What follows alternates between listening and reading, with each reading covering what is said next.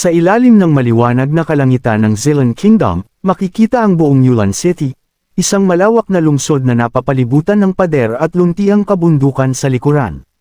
Kasabay nito, ipinakita ang Feng House, isa ito sa 4 na malalaking pamilya sa Yulan City.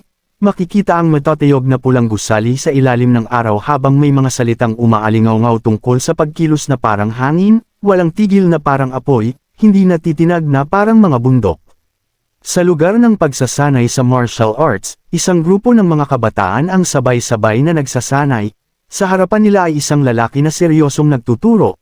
Pasigaw na sinabi ng lalaki na idiin ninyo ang baywang habang inis na dagdag pa nito na ilang beses ko na bang sinabi at mahirap bang maintindihan. Agad namang sabay na sumagot ang mga nagsasanay ng oo habang patuloy sila sa kanilang mga galaw. Makikita ang ilang kabataan na buong lakas na sumusuntok habang seryoso ang kanilang mga mukha. Samantala, isang binata ang hindi mapigil ang magreklamo habang pawisan at halatang hirap na sa training. Galit na sinabi ng binata kay Feng Lei na hindi siya papayag. Inis na dagdag pa nito na sinabi mong yung walang kwentang si Feng Hao ay nasa bahay lang habang sila ang naghihirap dito. At sinabi pa ng binata na sila ang nagdurusa rito bago pasiga na nagtanong na ano ba ito bakit ganito. Halatang hindi matanggap ng binata ang sitwasyon habang nakatingin sa kanyang kasama na tila nagulat din sa kanyang mga sinabi. Habang patuloy ang pagsasanay, galit na nagsalita ang binatang si Feng Lei, mayabang na sinabi nito na dahil lang sa anak siya ng young master ng pamilya Feng kaya ganoon, pero dagdag pa niya na wala namang silbi iyon, kahit gumamit pa ng maraming mahiwagang gamot, hanggang 3 antas lang ng martial arts ang narating nito. Hindi pa doon natapos ang pagmamayabang ni Feng Lei, puno ng kumpiyansa niyang sinabi na hindi siya kayang tapatan ng taong iyon, sinayang lang daw nito ang mga mahiwagang gamot. Bahagyang ngumisi si Feng Lei bago malamig na sinabi na isang walang kwenta lang iyon, dagdag pa niya na hindi man lang karapat dapat banggitin. Samantala, napaligiran ng ibang kabataan si Feng Lei, sabay-sabay silang nagsalita habang halatang hanga sa kanya. Sinabi ng isa na tama iyon, binabantayan ng ibang pamilya ang lahat ng miyembro ng pamilya nila, dagdag pa ng isa pa na si Feng Lei ang pag-asa ng pamilya Feng at nasa kanya ang lahat. May isa namang nagsabi na ito raw ang magandang paraan para paunlarin ang teknik ng pamilya Feng. Hindi nagtagal at sabay-sabay silang sumang-ayon na si Feng Lei ang henyo ng henerasyon nila habang nakatingin lahat kay Feng Lei na nasa gitna. Ngunit hindi doon natapos ang lahat, biglang sumigaw ang guro nila habang hawak ang kanyang sinturon. Inis na sinabi ng guro na mga mababaho kayong bata, galit na dagdag pa nito na kailan niya sinabing pwede na silang tumigil. Sabay utos ng guro na magpatuloy sila sa pagsasanay habang seryoso itong nakatingin sa mga estudyanteng biglang natigilan. Sa loob ng isang tahimik na silid, tumatagos ang liwanag mula sa bintana habang anino lang ng isang kahoy na batya ang makikita. Sa gitna ng silid, nakaupo sa isang malaking batya ang ating bida na si Feng Hao. Nakababad siya sa kumikinang na asul na likido na may mga piraso ng kristal na lumulutang, umuusok ang tubig habang seryoso ang kanyang mukha at nakapikit siya. Malamig na sinabi ng ating bida na siya si Feng Hao, dagdag pa niya na siya ang tinatawag nilang walang kwenta. Kasabay nito, lumutang sa kanyang isipan ang sinasabi ng mga tao tungkol sa kanya. Ordinaryo lang daw ang talento niya. Pero nasa kanya ang pinakamagandang gamot at yaman ng pamilya Feng, dahil doon ay iniiwasan siya ng mga tao. Sa kabila ng mga sinasabi nila, seryosong nakatingin ang ating bida habang nananatiling tahimik, ramdam sa kanyang mga mata ang bigat ng pag-iisa. Ngunit hindi doon natapos ang lahat, mariing sinabi ng ating bida na hindi alam ng mga tao ang totoo. Wala daw epekto sa kanya ang mga gamot na iyon kahit gaano pa karami. Sa susunod na sandali, biglang umikot ang madilim na enerhiya sa paligid ng batya, umiikot ang lilang kapangyarihan na may kasamang itim na anino habang unti-unting hinihigop ng katawan ng ating bida. Habang nakapikit, kalmado lang ang ating bida habang patuloy na sinisipsip ng kanyang katawan ang kakaibang enerhiyang mula sa tubig. Sa tabi ng batya, isang matandang lalaki ang seryosong nakatingin habang umuusok pa ang tubig. Mahinahong sinabi ng matandang lalaki na ang tubig na iyon ay gawa sa 12 ng mamahaling halamang gamot, dagdag pa niya na kaya nitong patibayin ang katawan at magbigay ng epekto ng pagbuti ng lakas. Kasabay nito, ipinakita ang isang kamay na may hawak na mga tira ng halamang gamot. Sinabi ng matandang lalaki na ngayon ay naging abo na lang ang mga sangkap tulad ng inaasahan. Hindi nagtagal, tumingin ang matandang lalaki sa ating bida na nasa loob pa rin ng batya. nag-aalalang tanong ng matandang lalaki na young master, hindi pa rin ba nasipsip ngayon? Sa kabila ng tanong, mahinang sumagot ang ating bida habang nakayuko, seryosong sinabi ng ating bida na ganoon pa rin, nawawala lang daw ito ng tuluyan matapos pumasok sa kanyang katawan. Hindi doon natapos ang sinabi ng ating bida, malungkot niyang inamin na isa lang siyang walang kwenta. Dagdag pa ng ating bida na hindi na kailangang sayangin pa ang yaman ng buong pamilya para sa kanya, mahinang pakiusap pa ng ating bida na sa susunod ay huwag na siyang bigyan ng gamot. Ngunit hindi pumayag ang matandang lalaki sa narinig, gulat na sinabi ng matandang lalaki na young master Feng huwag niyang sabihin yan, paalala pa nito na siya ang nag-iisang anak ng pinuno. Sa kabila ng lahat, tumangala ang ating bida habang bakas ang determinasyon sa kanyang mukha. Seryosong sinabi ng ating bida na huwag siyang mag-alala. Inamin ng ating bida na isa siyang walang kwenta pero hindi ibig sabihin nooy susuko na siya. Kasabay nito, matapang na sumumpo ang ating bida sa sarili niyang pangalan na si Feng Hao, determinado niyang sinabi na kahit gaano kahirap, hinding-hindi niya bibiguin ang inaasahan sa kanya. Matapos ang pangako ng ating bida, makikita siyang nakatingin sa bintana habang seryoso ang kanyang mukha, bakas sa kanyang mga mata ang determinasyon kahit may bahid ng lungkot.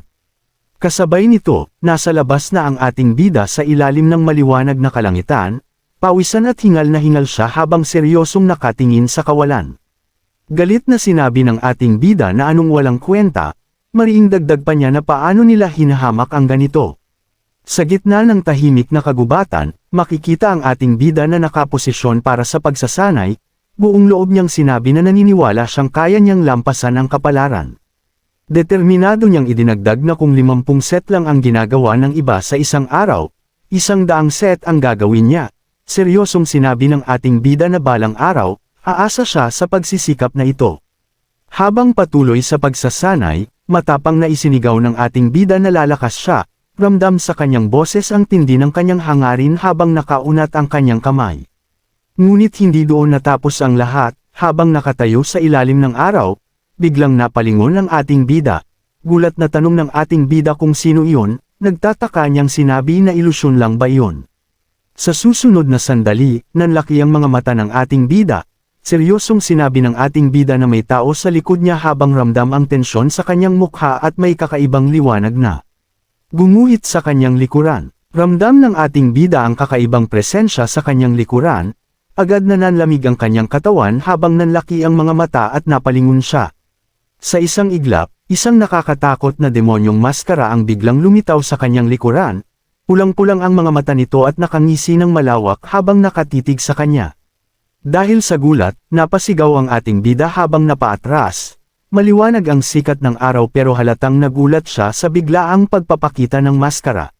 Ngunit hindi doon natapos ang lahat, kasabay ng pagtawa, lumitaw ang isang dalagang may kulay rosas na buhok na hawak ang demonyong maskara. Masayang sinabi ng dalaga na Kuya Hao, ang bagal naman ng reaksyon mo, dagdag pa niya na nasa likod lang niya siya kanina pa. Nang makita ang dalaga, bahagyang napahinga ang ating bida, gulat na tanong ng ating bida kung si Wanzin ba iyon. Mahinang sinabi ng ating bida na siya pala iyon habang nakatingin sa dalagang nakangiti at hawak pa rin ang maskara.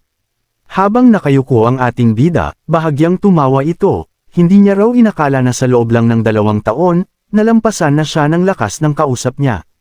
Kasabay nito, seryosong yumuko ang ating bida habang nasa damuhan, malungkot niyang sinabi na sa lahat ng taon na lumipas, hindi siya umusad, nananatili lang daw siya sa kinalalagyan niya. Hindi nagtagal, nagsalita ang dalagang si Wanzin, malumanay niyang sinabi kay Kuya Hao na huwag itong malungkot, naniniwala raw siya na kaya nito. Sa kabila ng sinabi ni Wanzin, mahinang sagot ng ating bida na ayos lang siya. Seryoso niyang dagdag na dahil alam niya ang realidad, kaya mas lalo siyang nagsusumikap. Habang nakatingin kay Wanzin, bahagyang napangiti ang ating bida kahit may lungkot sa kanyang mga mata. Nagtatakang tanong ng ating bida kung bakit wala ito sa pagsasanay ngayon, dapat daw ay nagsasanay ito sa ganitong oras kaya nagtanong siya kung paano ito nakalabas para hanapin siya. Agad namang masiglang sumagot si Wanzin, sinabi ng dalaga na syempre may magandang balita siyang sasabihin. Nagtataka namang tanong ng ating bida kung anong magandang balita iyon. Kasabay ng pagningning ng araw, masayang sinabi ni Wanzin na ngayong araw, tinanggap siya bilang disipulo ni Master Daying ng Fenggayu Martial Arts School. Nang marinig iyon, bahagyang nanlaki ang mga mata ng ating bida, seryosong sinabi ng ating bida na magandang balita nga iyon, dagdag pa ng ating bida na base sa talento ni Wanzin, dapat talaga itong mag-aral doon. Masayang nagsalita si Wanzin habang nakatingin sa ating bida, sinabi ng dalaga na ang pinakamahalagang bagay ay nangako rin ng master na bibigyan siya ng pagkakataong magpa-interview. Dagpa ni Wanzin na baka pwede silang pumunta sa Fengyu Martial Arts School ng magkasama. Nang marinig iyon, nanlaki ang mga mata ng ating bida, gulat na sinabi ng ating bida na Fengyu Martial Arts School, seryosong dagdag pa niya na si Wanzin lang daw ang isa sa 4 na pamilya na pwedeng makapasok, hindi nagtagal, umaasang tanong ng ating bida kung pwede rin ba siyang sumama. Kasabay nito, isang malamig na boses ang biglang umalangaw-ngaw, seryosong sinabi ng boses na sa Tianwu Continent, lakas lang ang pinaniniwalaan, dagdag pa nito na ang Fengyu School ay hindi para sa kahit sino lang na gustong pumasok. Dahil sa boses na iyon, sabay na napalingon ang ating bida at si Wanzin, nagtatakang naisip ni Wanzin kung kaninong boses iyon. Hindi nagtagal, lumitaw ang isang babaeng may mahabang puting buhok at balahibo sa kanyang kasuotan, siya si Martial Arts Master Deying. Kalmadong sinabi ni Deying na ang tanging paraan para makapasok ay ang pumasok sa isa sa pinakamagaling na paaralan sa Tianwu. Seryosong paliwanag pa ni Deying na kahit mababa ang simula ng isang tao, sa kanilang pagsasanay ay magiging malakas din ito. Ngunit hindi doon natapos ang sinabi niya, malamig na dagdag ni Deying na kung ang magpapa-interview ay ang kilalang walang kwenta sa pamilya Feng, hindi niya masisiguro iyon. Sarkastikong ngumiti si Deying habang nakatingin sa ating bida, diretsyong sinabi ni Deying na mas bagay raw sa kanya na manatili na lang sa bansa. Agad na sumigaw si Wanzin habang nakatingin sa master, malakas niyang sinabi na pansamantala lang ang ganitong kalagayan ni Kuya Hao. Desidong dagdag pa ng dalaga na napakatalino nito, pakiusap niya na bigyan pa ito ng isa pang pagkakataon. Kasabay nito, may kamay na marahang humawak sa balikat ni Wanzin, seryosong sinabi ng ating bida na Wanzin, tama na ang pagsasalita. Hindi nagtagal, tumingin ng diretsyo ang ating bida habang matapang ang kanyang mga mata, buong loob niyang sinabi na pupunta siya sa martial arts school gamit ang sarili niyang lakas. Malamig na dagdag pa ng ating bida na tulad ng ilang taong may mababang talento, hindi pa karapat-dapat ang mga ito na mag-interview sa kanya ngayon. Kasabay ng pagtigas ng kanyang tingin, mariing sinabi ng ating bida na hindi rin karapat-dapat ang mga ito na maging guru niya. Agad na nagalit si Deying habang umaapaw ang galit sa kanyang mukha. Seryosong sinabi ni Deying na napakabaliw na bata, galit na dagdag pa niya na hindi ba nito nakikita ang sariling kalagayan. Malamig na sinabi ni Deying na kailangan muna nitong bugbugin para maintindihan na mahina ito. Kasabay ng pag-aalab ng kanyang enerhiya, galit na sigaw ni Deying na paano nito nagawang insultuhan siya. Samantala, nanlaki ang mga mata ng ating bida habang ramdam ang bigat ng presensya ni Deying. Gulat na nasabi ng ating bida na napakatindi ng hanggaring pumatay, nag-aalalang tanong ng ating bida kung papatayin ba siya nito. Sa isang iglap, sumabog ang asol na liwanag sa pagitan ng dalawa, mabilis na inatake ni Deying ang ating bida habang nakaposisyon ito para depensahan ang sarili. Hindi nagtagal, napaatras ang ating bida habang hingal na hingal, inamin ng ating bida na napakalakas ni Deying. Mahinang sinabi ng ating bida na hindi man lang siya makatagal sa kahit isang atake. Kasabay nito, may kamay na kumikislap sa gintong liwanag ang lumitaw sa harap ng dibdib ng ating bida. Desidong sinabi ng ating bida na ayaw niyang mamatay, buong loob na dagdag pa ng ating bida na gusto niyang maging malakas. Gulat na napatingin si Deying habang nanginginig ang kanyang katawan, hindi makapaniwalang sinabi ni Deying na nagawa nitong saluhin ang atake niya. Kasabay nito, nanlaki ang mga mata ni Deying nang mapagtantong may kakaibang nangyayari, gulat na tanong ni Deying kung bakit nawala ang kanyang chi. Hindi nagtagal, namutla si Deying nang maintindihan niya ang nangyayari, galit na sinabi ni Deying na sinisipsip nito ang kanyang chi. Sa gitna ng gintong liwanag na bumabalot sa kanilang dalawa, desperadong sumigaw si Deying na hindi siya makalabas, inis na dagdag pa niya na nakakainis ito. Habang patuloy na humihigop ang ating bida ng enerhiya, pasigaw na utos ni Deying na tigilan na niya, babala pa ni Deying na kung sobra ang masipsip nito, mamamatay siya. Ngunit hindi natinag ang ating bida, kumislap ang mga mata ng ating bida habang umaapaw ang gintong liwanag sa kanyang katawan, matapang na sinabi ng ating bida na huwag siyang maliitin. Samantala, kinakabahang nakatingin si Daying habang patuloy ang paghigop ng ating bida. Sa isip ni Daying, ang katawan daw ng binatang ito ay parang butas na walang hangganan. Natatakot si Daying na kung magpatuloy pa ito, malalagay sa panganib ang buhay niya. Dahil dito, galit na sigaw ni Daying na bitawan siya nito. Desperado na ang boses ni Daying habang pinipilit kumawala sa pagkakahawak ng ating bida. Kasabay ng pagtitig ni Daying sa ating bida, napansin niyang kakaiba na ang tingin nito. Sa isip ni Daying, tila nawawala na ito sa sarili. Ngunit biglang kumislap ang mga mata ni Daying, sinamantala ni Daying ang pagkakataon at sumigaw na magandang tiyempo ito para kumawala. Sa isang iglap, sumabog ang pulang liwanag habang umatake si Daying para makalaya sa pagkakahawak ng ating bida. Sa gitna ng pagsabog ng enerhiya, napasigaw ang ating bida habang tumalsik ang dugo mula sa kanyang bibig, napaatras siya habang baka sa kanyang mukha ang sakit at hirap. Sa kabilang dako, gulat na napasigaw si Wanzin habang nakatingin sa nangyari, puno ng pag-aalala ang boses ng dalaga habang tinawag niya ang ating bida. Samantala, seryosong nakatingin si Daying sa ating bida na nakahandusay, sa isip ni Daying, kung hindi lang nawala ng sarili ang binata kanina, baka may nangyari na, hindi rin alam ni Daying kung paano ipapaliwanag ang nangyari. Habang nakatitig sa walang malay na katawan ng ating bida, nagtatakang naisip ni Daying kung ano ba ang nasa katawan ng batang ito, seryosong sinabi ni Daying sa sarili niya na talagang kakaiba ito. Hindi nagtagal, lumapit si Wanzin kay Daying habang bakas ang takot sa kanyang mukha. Nanginginig na tanong ni Wanzin kung pinatay ba nito si Kuya Hao. Malamig na sumagot si Daying habang nakatingin sa ating bida, matigas na sinabi ni Daying na hindi ito mamamatay.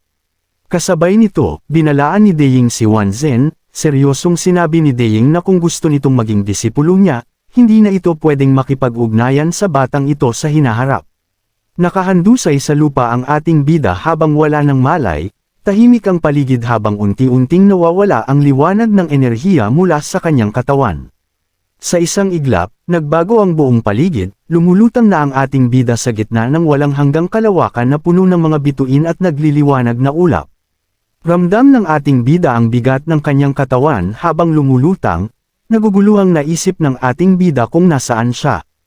Hindi nagtagal, lalo pang lumakas ang pagkalito ng ating bida, nagtatakang tanong ng ating bida kung anong lugar ito. Sa gitna ng tahimik at misteryosong kalawakan, nakatitig lang ang ating bida sa walang katapusang kadiliman, bakas sa kanyang isip ang tanong kung patay na ba siya. Kasabay nito, biglang naramdaman ng ating bida ang kakaibang paggalaw sa kanyang dibdib. Kinakabahang naisip ng ating bida na parang may gustong lumabas sa kanya, ramdam din ng ating bida na parang sesabog ang kanyang katawan. Hindi nagtagal, isang nakakasilaw na gintong liwanag ang biglang lumabas mula sa kanyang dibdib, umiikot ang enerhiya habang lumalakas ang pagkinang nito. Sa isang malakas na pagsabog, sumabog ang gintong enerhiya mula sa katawan ng ating bida habang lumulutang siya sa gitna ng kalawakan. Sa gitna ng walang hanggang kalawakan, patuloy na lumalabas ang gintong enerhiya mula sa katawan ng ating bida, lumulutang siya habang umiikot ang liwanag sa paligid niya na parang mga bituin.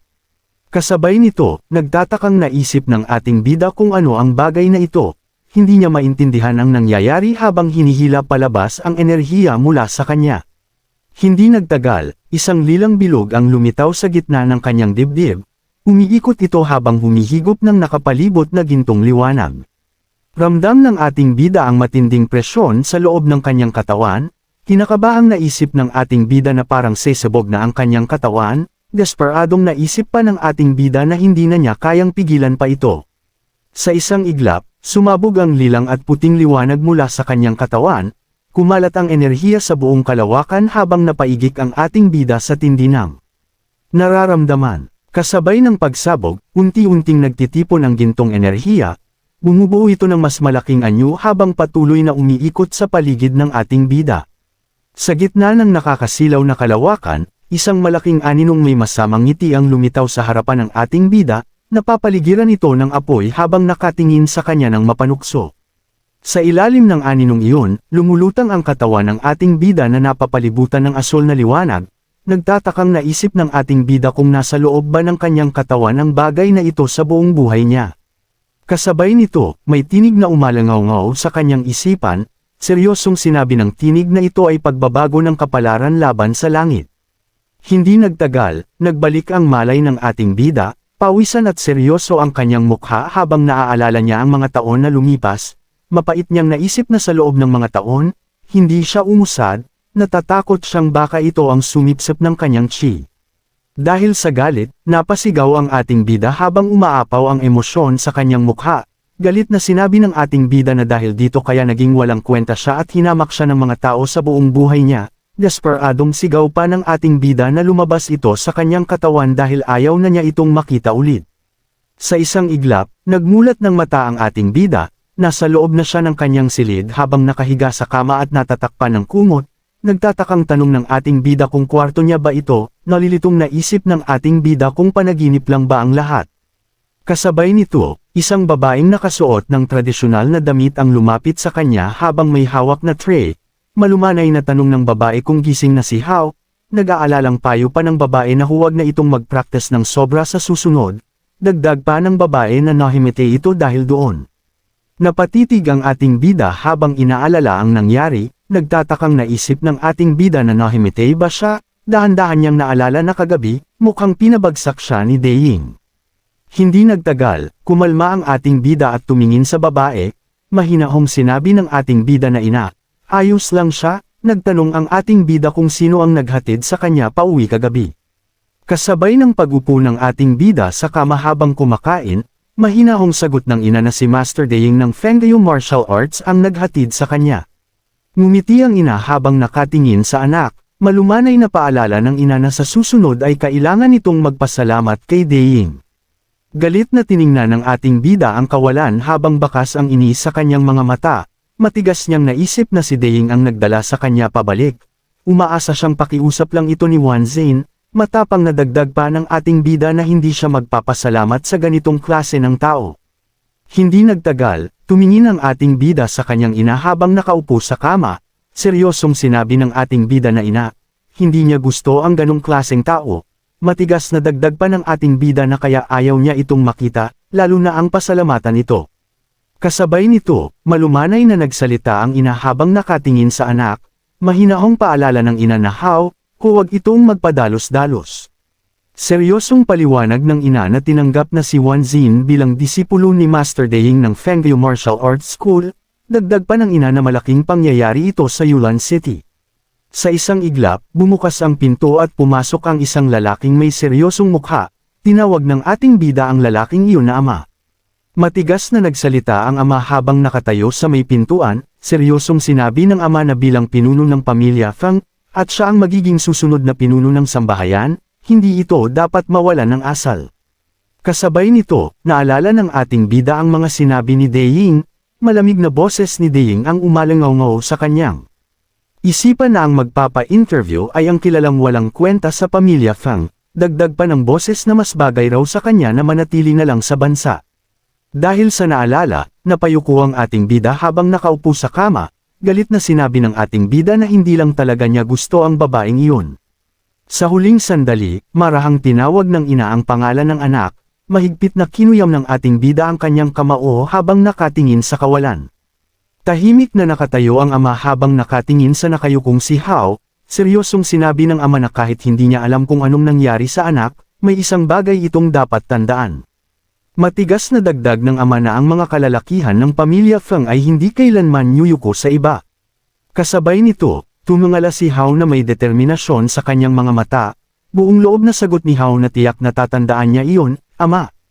Lumipat ang eksena sa isang malaking bulwagan na puno ng mga kilalang tao, masiglang sinabi ng isang matanda na hindi niya inaasahan na ang unang makakapasok sa Fengyu Martial Arts School ay isang dalaga mula sa pamilya Wan. Malakas na binati ng matanda ang pamilya Wan. Sa kabilang bahagi ng mesa, isang lalaking may medyo magulong buhok ang nagsalita. Medyo nahihiyang sinabi nito na medyo magulo man ang itsura niya, kailangan niya pa rin ang gabay ni Master Deying. Tumingin ang isa pang matanda sa paligid habang nakangiti. Seryosong sinabi nito na maganda nga kung magkakaroon ng ganitong maaasahang kinabukasan. Hindi nagtagal, isang puting buhok na matanda ang nagsalita habang nakatingin sa kausap. Kampanteng sinabi ng matanda na ang anak nito ay ang pinakatalentadong tao sa henerasyon niya ngayon, dagdag pa ng matanda na malapit na itong makapasok sa kolehiyo. Kasabay nito, isang babaeng may mapuputing buhok at marangyang kasuotan ang sumagot, kalmadong sinabi ng babae na natural lang iyon, dagdag pa ng babae na bawat pinipili ng malalaking pamilya ay mahuhusay, at panahon na lang ang hinihintay bago sila pumasok sa paaralan, ngunit may pagdududa sa boses ng babae nang sabihin niyang maliban doon. Sa isang iglap, bumukas ang malaking pintuan ng bulwagan, malakas na inanunsyo ng isang tagapagbantay na narito na ang pamilya Feng. Sa gitna ng liwanag mula sa pintuan, dalawang anino ang nakatayo, nagsisimula pa lang ang tunay na kaganapan. Naglakad papasok ang ama ng ating bida kasama siya sa loob ng bulwagan, ngumiti ang ama habang nakayukod at sinabing pasensya na kung nahuli sila, at binati nito ang kausap. Kasabay nito, napalingon si Wanzin nang makita ang ating bida, masayang kumislap ang mga mata ng dalaga habang tinawag niya si Kuya Hao, nag-aalalang tanong ni Wanzin kung ayos lang ba ito. Hindi nagtagal, isang galit na boses ang umalangaw-ngaw sa bulwagan, isang puting buhok na matanda ang sumigaw kay Wanzin. Mariing sinabi ng matanda na estudyante na ito ng Fengyu School. Galit na tanong ng matanda kung anong klaseng relasyon mayroon ito sa walang kwentang iyon, pasiga na utos ng matanda na bumalik agad ito sa kanya at alalahanin ang kanyang pagkakilanlan. Sa kabila ng galit ng kanyang ama, matapang na sumagot si Wanzin, seryosong sinabi ni Wanzin na ama, si Kuya Hao ang nagligtas ng buhay niya noon, matigas na dagdag ni Wanzin na hindi niya papayagan na sabihin ito ang ganung bagay kay Kuya Hao. Dahil sa sinabi ng anak, nanlaki ang mga mata ng matanda sa galit, o sigaw na sinabi ng matanda na ikaw. Kasabay nito, lumingon ang matanda sa ama ng ating bida, malamig na sinabi ng matanda na Master Feng, pakiusap na alagaan nito ang kanyang anak at tigilan na ang panggugulo sa kanyang anak na babae, banta pa ng matanda na kung hindi nito kayang gawin, siya na ang magtuturo dito. Sa isang iglap, sumabog ang asol na enerhiya mula sa matanda habang nakatingin ng masama, galit na sigaw ng matanda na ano ito. Inis na dagdag pa ng matanda na may kakaibang reputasyon ang mga ito at mga nangangarap lang. Sa parehong oras, tahimik na naghaharap sina Deying at Feng Hao habang mainit pa rin ang pagtatalo ng mga matatanda sa bulwagan. Seryoso ang mukha ni Deying na may mahabang asul na buhok habang nakatingin sa ating bida. Sa isip ni Deying, hindi talaga kaaya-aya na makita si Feng Hao dito. Sinadya ni Deying na pukawin ang galit ng ating bida, isang mapanukso at mapanghamak na tingin ang ibinigay niya kay Feng Hao. Sa isang iglap, nagkatitigan ang dalawa, kasabay ng pagtatagpo ng kanilang mga mata, isang wind blade ang mabilis na lumipad at tumama ng direkta sa tuhod ni Feng Hao. Kahit dapat bumagsak na siya, nanatiling nakatayo si Feng Hao, nanginginig ang kanyang mga binti pero sapat pa rin ang lakas niya para suportahan ang sarili. Yumuko ang katawan niya sa sakit pero hindi siya lumuhod. Hindi nagpatinag ang ating bida at matapang na lumaban gamit ang kanyang mga mata. Bakas sa titig ni Feng Hao ang galit at determinasyon na parabang hindi mahalaga kung mamatay pa siya sa harap ni Deying, pawis na pawis ang kanyang mukha habang pinipilit na manatiling nakatayo.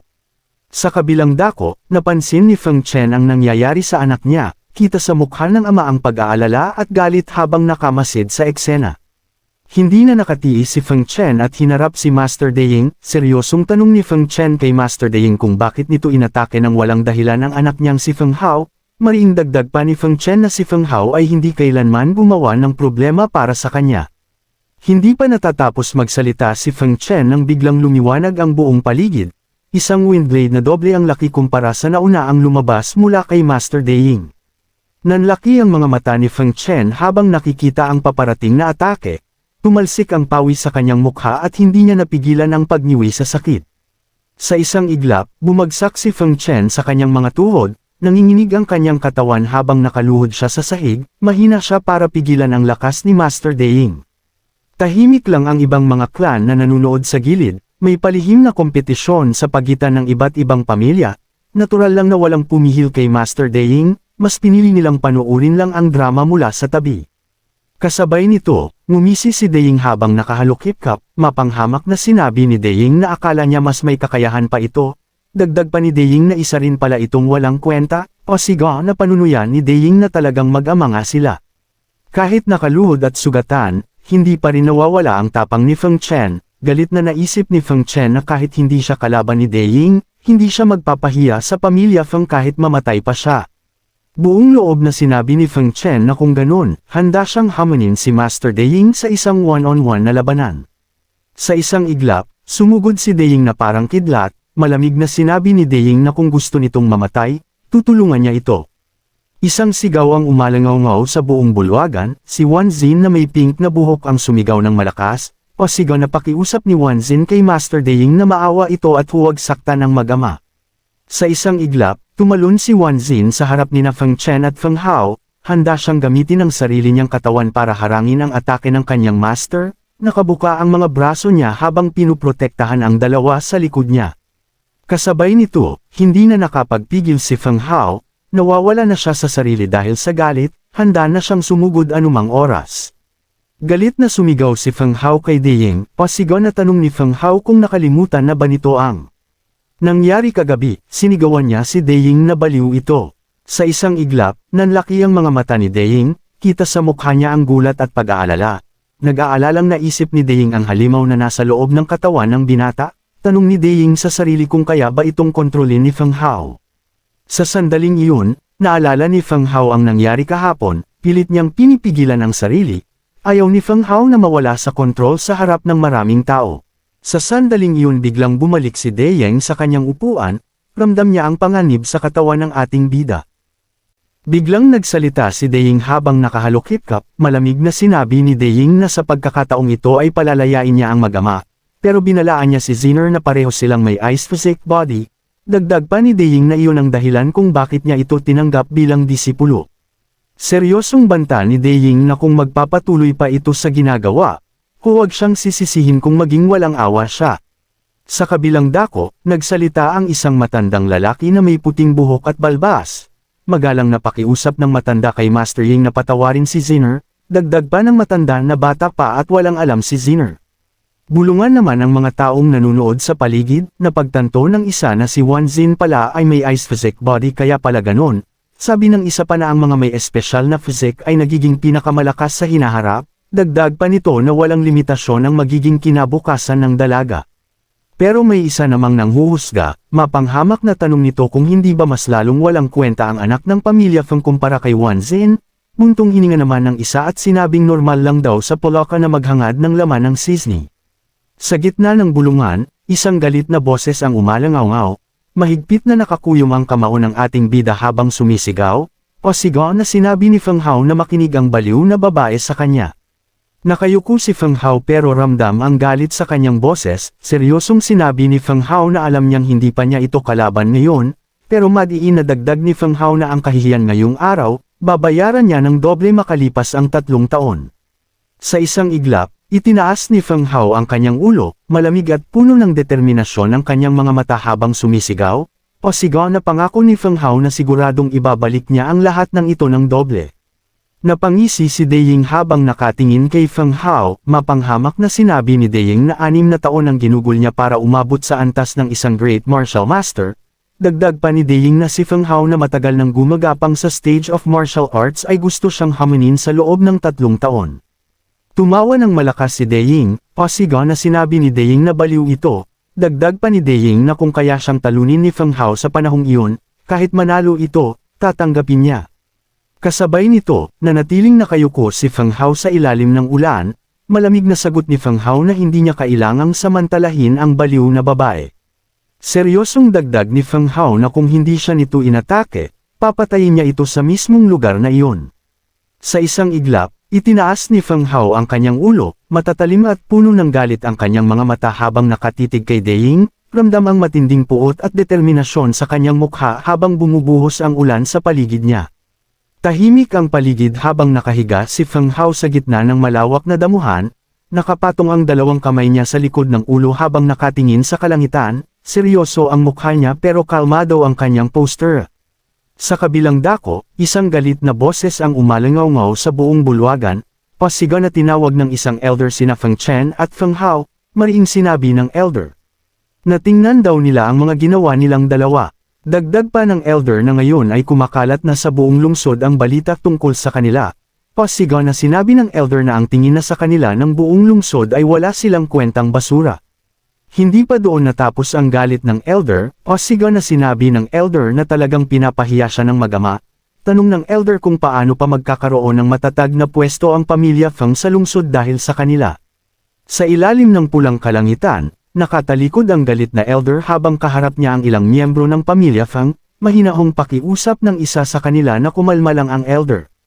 Seryosong nagsalita ang elder na may mahabang puting buhok at balbas. Tinawag ng elder sina Feng Chen at Feng Hao. Mariing sinabi ng elder na bawat kilos nila ay kumakatawan sa reputasyon ng pamilya Feng, dagdag pa ng elder na hindi na maaaring magpatuloy ang ganitong sitwasyon. Sa loob ng madilim na bulwagan, nakatayo ang elder sa harap ng mesa habang nakayuko naman sa harap niya sina Feng Chen at Feng Hao, malamig ang ekspresyon ng elder habang nakatingin sa mag-ama. Utos ng elder na tipunin ang lahat ng miyembro ng pamilya Feng, seryosong sinabi ng elder na pagkatapos ng 3 araw, pipili na sila ng bagong pinuno ng pamilya Feng, mag-iinadagdag ng elder na hindi maaaring manatiling ganito lang ang pamilya Feng. Sa isang iglap, lumapit ang mukha ng elder, galit at seryoso ang kanyang mga mata habang nakatitig, pasigaw na tanong ng elder kung naiintindihan ba nila ang sinabi niya. Sabay na sumagot ang mga tao sa bulwagan, pasigaw na sagot nila na naiintindihan nila, elder. Sa kabilang dako, nagbubulungan ang ilang miyembro ng pamilya Feng, sinabi ng isa na panahon na para palitan ang pinuno, mapanghamak na dagdag pa nito na hindi karapat-dapat ang mag-amang ito sa posisyon. Sang-ayon naman ang isa pa, sabi nito na sa wakas ay papalitan na rin ang pinuno ng pamilya Feng. Sa dulo, makikita ang likod ni na Feng Chen at Feng Hao habang paalis sila. Nanginginig ang katawan ni Feng Hao habang nakayuko, puno ng pagsisisi na sinabi ni Feng Hao na ama, pasensya na. Mahigpit na nakakuyom ang kamao ni Feng Hao sa ilalim ng bumubuhos na ulan, nanginginig ang kanyang buong katawan habang nakayuko. Puno ng sakit na sinabi ni Feng Hao sa sarili na wala siyang kwenta. Nakayuko pa rin ang ulo ni Feng Hao at natatakpan ng buhok ang kanyang mukha, nanginginig ang kanyang mga balikat habang umiiyak. Puno ng pagsisisi na sinabi ni Feng Hao na isa siyang kahihiyan para sa kanyang ama. Sa isang iglap, mas humigpit ang pagkakuyom ng kanyang kamao, tumulo ang dugo mula sa kanyang palad dahil sa sobrang higpit ng pagkakamao. Madiin na pangako ni Feng Hao na makalipas ang 3 taon, siya mismo ang magbubura sa kahihiyan ngayong araw para sa kanyang ama. Kasabay nito, marahang dumampi ang isang kamay sa ulo ni Feng Hao, mahinahong sinabi ni Feng Chen na huwag sisihin ni Hao ang sarili niya. Tumingin si Feng Chen sa anak na may ngiti sa labi, puno ng pagmamahal at tiwala na sinabi ni Feng Chen na naniniwala siya sa anak niya dahil ito ay kanyang anak, dagdag pa ni Feng Chen na si Feng Hao ay palaging kanyang ipinagmamalaki. Isang kamay ang dahan-daang bumukas sa ilalim ng kulay lila at rosas na kalangitan. Sumasayaw ang mga tuyong dahon sa paligid habang marahang gumagalaw ang mga daliri nito. Kasabay nito, isang matalim na boses ang umalingaw sa isipan ng ating bida. Madiin na sinabi ng boses na ang mundong ito ay tungkol sa lakas. Kung may lakas ka, makukuha mo ang lahat, pero kung wala kang lakas, wala kang makukuha, kahit dignidad. Sa isang iglap, biglang sinarado ni Feng Hao ang kanyang kamao at itinaas ito patungo sa langit, nakahiga siya sa gitna ng damuhan habang nakatitig sa kalawakan, bakas sa mukha niya ang galit at sakit habang mahigpit na nakakuyom ang kanyang kamay. Puno ng hinanakit na sumigaw si Feng Hao, pasigaw na tanong ni Feng Hao kung paano niya mababago ang kanyang buhay. Sa gitna ng katahimikan, isang misteryosong boses ang sumagot, kalmado pero matalim na sinabi ng boses na madali lang iyon, dagdag pa ng boses na maging malakas lang siya. Sa isang iglap, napabalikwas si Feng Hao at naupo, nanlaki ang kanyang mga mata habang nakatingin sa paligid, pawis na pawis siya at kita ang gulat sa kanyang mukha. Pasigaw na tanong ni Feng Hao kung sino ang nagsasalita, madiin na utos ni Feng Hao na lumabas ito ngayon din. Nanlaki ang mga mata ni Feng Hao at namutla ang kanyang mukha, hindi siya makapaniwala sa narinig. Kalmadong sumagot ang misteryosong boses mula sa loob niya, sinabi ng boses na hindi na kailangang maghanap pa ni Feng Hao dahil nasa loob na siya ng kanyang katawan. Sa isang iglap, lalo pang nanlaki ang mga mata ni Feng Hao. Gulat na tanong ni Feng Hao kung ang halimaw pa rin ba ang nasa loob niya.